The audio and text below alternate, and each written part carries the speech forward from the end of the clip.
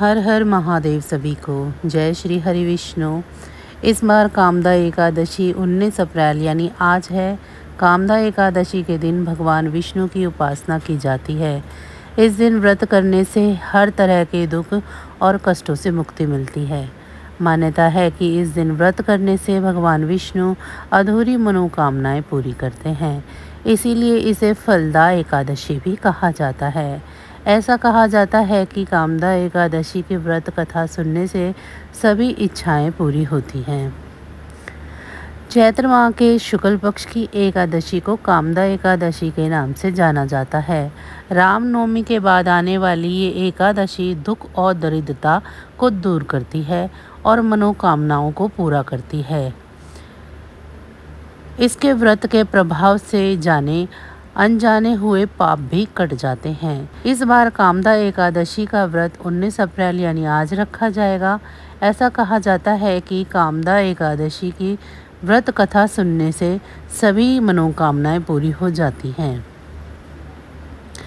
कहा जाता है कि पुंडरीक नामक नागों का एक राज्य था। यह राज्य बहुत वैभवशाली और संपन्न था। इस राज्य में अप्सराएं, गंधर्व और किन्नर रहा करते थे। वहाँ ललिता नाम की एक अति सुंदर अप्सरा भी रहती थी। उसका पति ललित भी वहीं रहता था।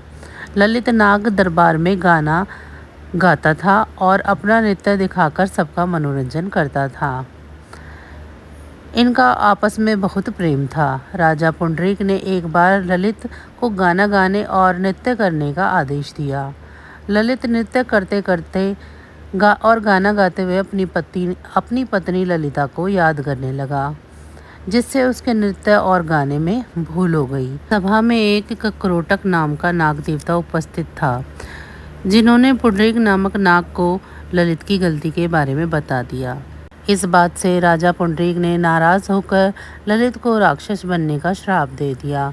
इसके बाद ललित एक अत्यंत बुरा दिखने वाला राक्षस बन गया। उसकी पत्नी अप्सरा ललिता बहुत दुखी हुई। ललिता अपने पति की मुक्ति के लिए उपाय ढूंढने लगी।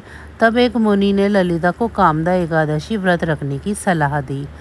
ललिता ने मुनि के आश्रम में एकादशी का व्रत किया और इस व्रत का पुण्य लाभ अपने पति को दे दिया। व्रत की शक्ति से ललित को अपने राक्षस रूप से मुक्ति मिल गई और वह फिर एक सुंदर गायक गंधर्व बन गया।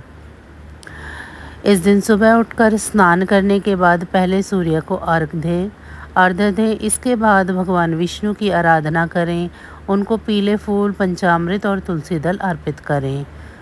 फल भी अर्पित कर सकते हैं। इसके बाद भगवान विष्णु का ध्यान करें तथा उनके मंत्रों का जाप करें।